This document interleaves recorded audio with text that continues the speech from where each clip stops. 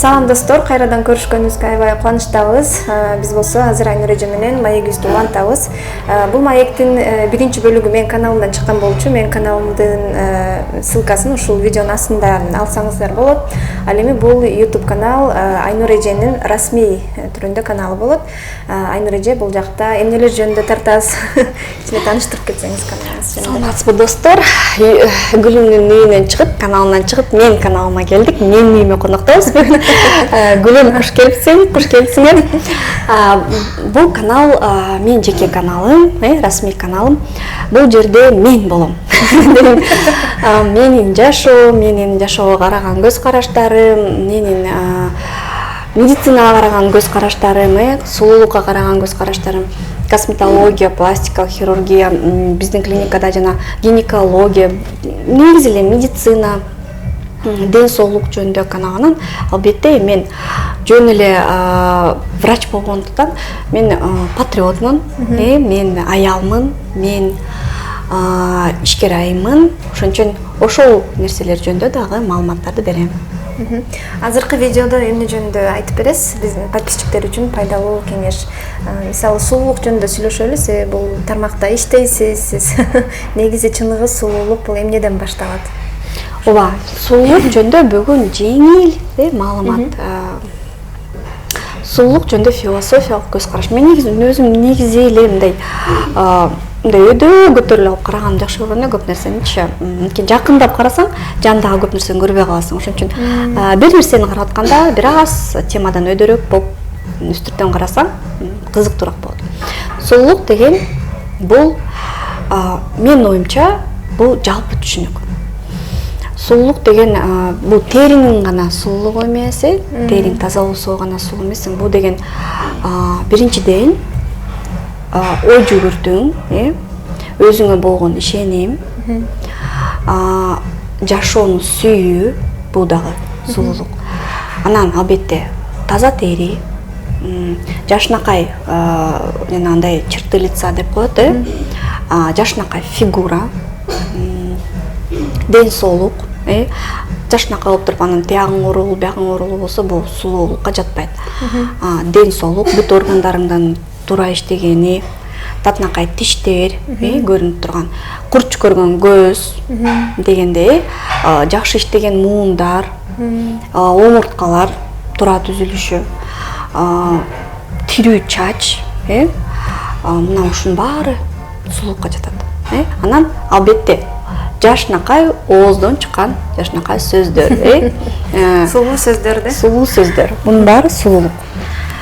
Анан биз сулуулук десе, мына мисалы Инстаграмды алып барганда көбү сурашат: "Ой, мен терим, мен мындай болуп калдым, биягым мындай болуп калды." Биздин организм бул система. Система, ооба, мындай бир эмени эле элестетсек, кругту элестетсек, бир тоголокту. Баары бири-бирине чырмалышкан. Анан туура эмес тамактансаңар, убактысы менен уктабасаңар, ашыкча уктасаңар, же аз уктасаңар, туура эмес отурсаңар бүкүрөп, органдар туура эмес иштесе, миң эсе бетиңерге эң сыйкырдуу евро турган кремди койгула, же кородого болгон бадыраңдын баарын сүйкөп салгыла, эч жардам бербейт. Жан дүйнөңөр кедей болсо, сулуу эмес болсо, мейли бүт жаңар топ келишкен, бирок бул жерде жүрөктө эч нерсе жок болсо, харизма жок болсо, обаяние жок болсо, жылдыздуу эмес болсоңор, сизди сулуу деп эч ким айтпайт. Сулуулук деген бул жалпы түшүнүк. Аябай жакшы айттыңыз. Көпчүлүк Гүлүм эже бизге бир маскаларды көрсөтүңүзчү, биз да сулуу болгубуз келет деп эле ошентип сурай беришет. Бул мисалы сиз как косметолог катары сиз терини гана дарылайт экенсиз. Бирок чыныгы сулуулук сиз айткандай чындап эле жан дүйнөдөн байланыштуу да. Мисалы мейли сиз эми косметолог катары сизге көпчүлүк эми баары бир ушундай суроону бере беришет да, биз терибизди кантип сулуу кылсак болот депчи. Анан миң бетине шыйпаса дагы сыртынанчы маска жасаса деле өзгөрбөйт да.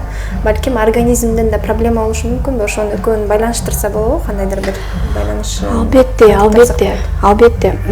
Биздин терибиздин сулуулугу негизи эле адамды сулуу деп качан айтат, айымды, кирип келген айымды сулуу деп ар бир адам мындай экен да, айым эмес жабан мырзалар деле 6 секунддун ичинде сулуу же сулуу эмес деп өзүнө баа берет экен. Бул сырткы көрүнүшүнөн эле 6 секунд. Мээбиз аны толугу менен сезелик, бирок подсознаниеда уже сулуу эмес. Мырза караса жагат, жакпайт деген уже эме кетет экен да.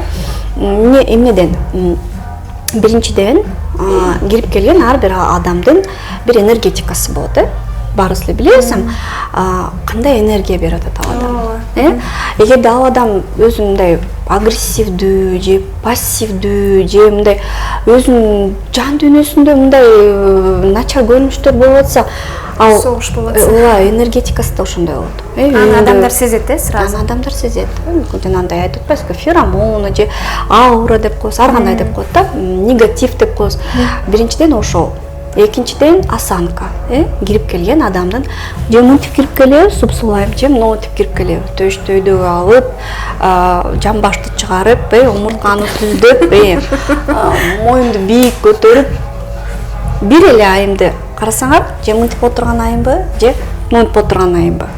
Дароо сулуулук ошондон. Мен деле кээде унутуп коем, мен деле кадимкидей эле адаммын, бирок мен билген нерсемди айтып атам.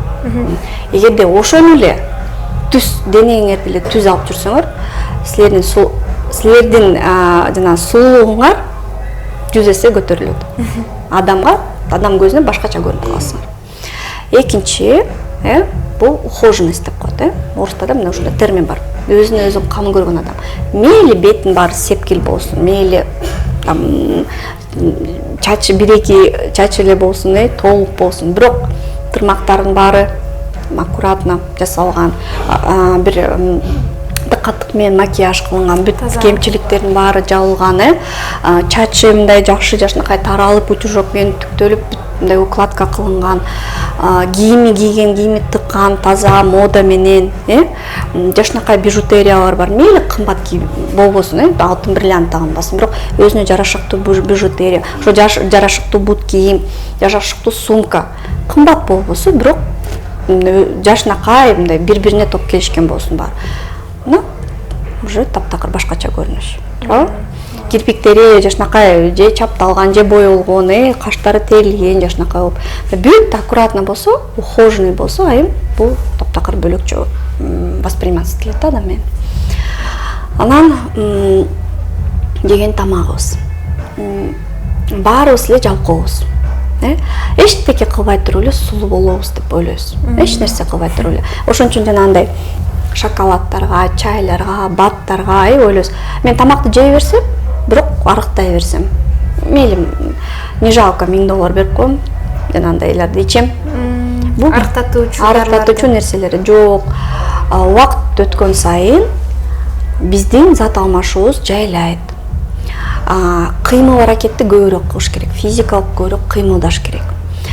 Эгерде физикалык жактан да кыймылдабасак, мурдагыдай тамак жесек, мучной, камыр тамак, жана майлуу тамактар, албетте зат алмашуубуз начарлап атып, жана клеткаларыбызда процесстердин баары бузулат, өт ооруйт, боор ооруйт, так чыгат, ашказан ооруйт, ашказанда жанагынын баары эме сиңирбегенден кийин кан жүгүрүү жакшы болбойт. Сиңирбегенден кийин баары туруп калат, каловый камни деген болот, чоң-чоң таштар болуп, ашказандын баары, ичи карынын баары жанагындай отходдор болуп калат.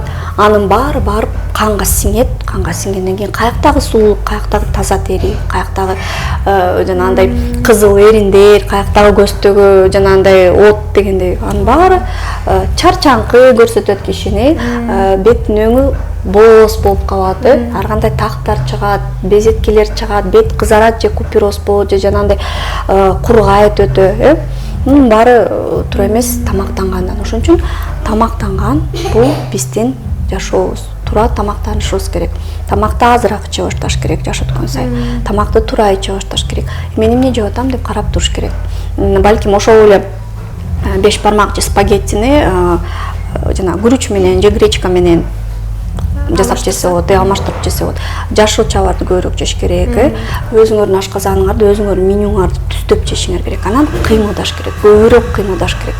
Өзгөчө шаардык, шаарда жашап аткан айымдар жумушка машина менен барабыз, кайра машина менен келебиз, барып офисте отурабыз, кайра келебиз. Ошодон дагы көп нерсе болот, Анан баарын эле айттым, туура тамактаныш керек, ашказанда аяп тамак жеш керек, застой кылбаш керек, көбүрөөк кыймылдаш керек. Анан биздин сулугубузга дагы кайсы нерселер таасир этет? Сырттагы экология жана күн. Какшап эле жатабыз, күн деп, бирок ошо күндүн өтө коргонгон айымды көрө элекмин. Болбосо защитный крем сүртүп коет да, калган эч нерсени жасабайт. Эмне кылыш керек? Күн деген биздин сулугубуздун душманы. Ошон үчүн шляпа, кепка, күнгө каршы кремдер, жай менен маскалар, жай менен жанагындай процедуралар, ар түрдүү жок дегенде тазалоо процедураларын ошолорду дайыма жасап жүрүш керек. Анан күзүндө кайра терини реабилитациялаш керек. Кургап жана күндүн нурунан жабыркап калган терини кадимкидей реабилитациялаш керек. Бул ар кандай процедуралар, пилингдер, жана мезотерапия, биоревитализация. Ошон үчүн косметолог керек. Териде болгон процесстерди кайра кетириш керек да. Кышында суукка, шамалга.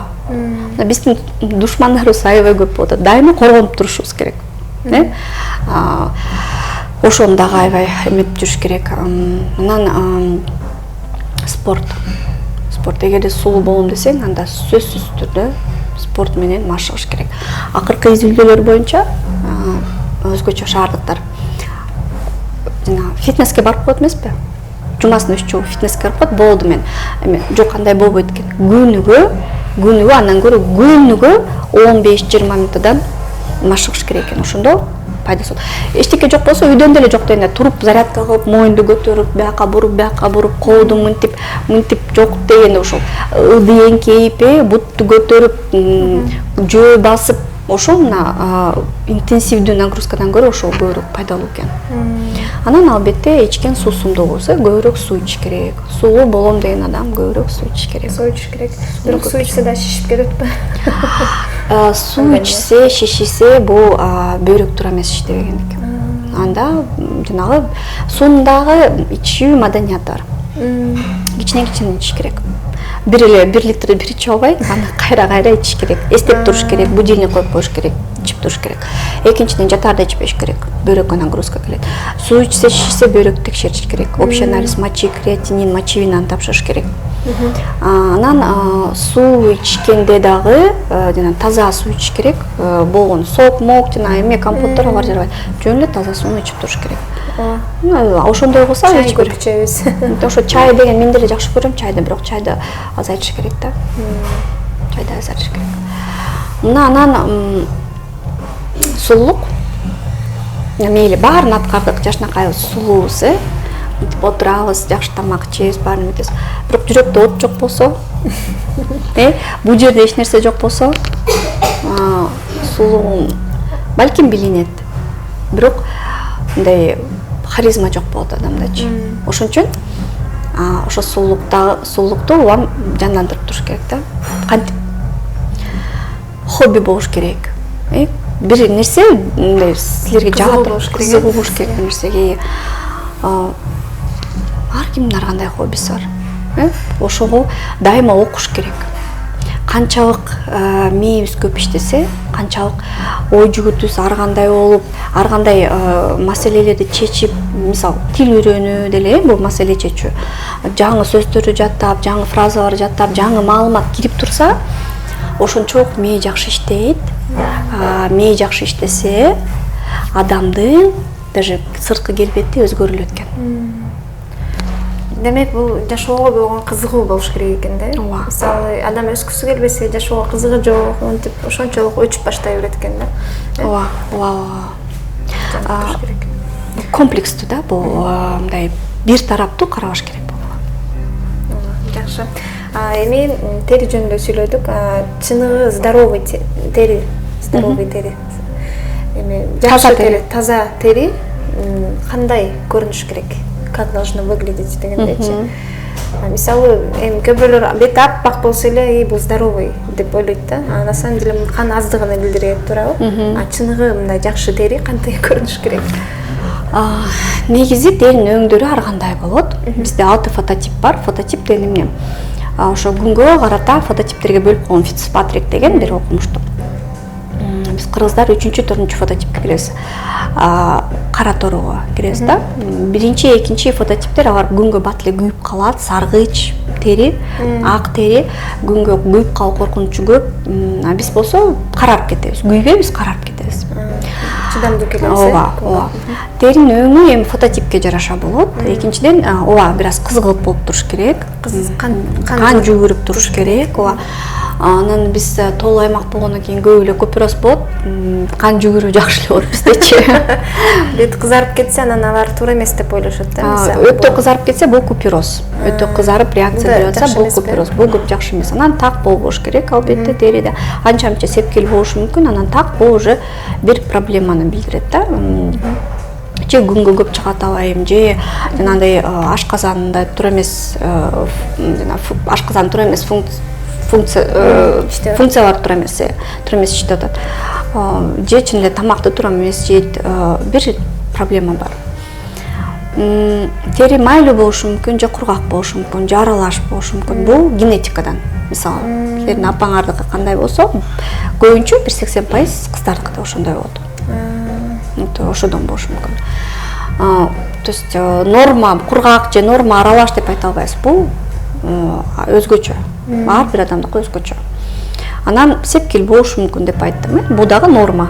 Кээ бирөөнүкү ошо тубаса болот, генетикага байланыш. Так норма эмес, так түшкөн. Так норма эмес. Так бул туура эмес кан көрүү, же бир стресс болуудан, же гормондордун көбөйүп кетишинен болушу мүмкүн. Кош бойлууларга так түшкөнү нормалбы же кандай? Кош бойлууларга так гормондордун көбөйүп кетишинен түшөт. Бул такты кетирүү кыйыныраак, бирок көбүнчө 90% бул так өзүнөн өзү эле кетип калат. Гормондор түшкөндө. Бирок кош бойлуулар эмнени билип жүрүш керек? Биринчи, кош бойлуу мезгилинде сөзсүз күнгө каршы крем коюп жүрүш керек. Эч качан, эч учурда негизи мен кыздарга мынтип айтат элем, эч качан жайында же кош бойлуу мезгилинде терини козгой турган процедура жасабагыла депчи, ошол эле пилингтерди. Мейли жеңил болсун, мейли прям коркунучу жок болсун, бирок пилинг жана башка терини козгой турган нерселер жана такты козгойт. Уктап аткан ажыдардын куйругун басып кереги жок. Ошон үчүн ошондой процедуралардан абайлаш керек. Жаңы кремдерди колдонуудан абайлаш керек. Алар терини козгоп кетиши мүмкүн, андан кийин так түшүп кетиши мүмкүн. Жанагындай шляпа, кепка кийип жүрүш керек. Анан төрөп бүткөндөн кийин сөзсүз агартуучу кремдерди колдонуш керек. Күтө бербеш керек. Меники кетип калат, өзүнүн жок. Агартуучу кремдерди, агартуучу маскаларды колдонуп, ошо такты жок кылууга аракет кылыш керек.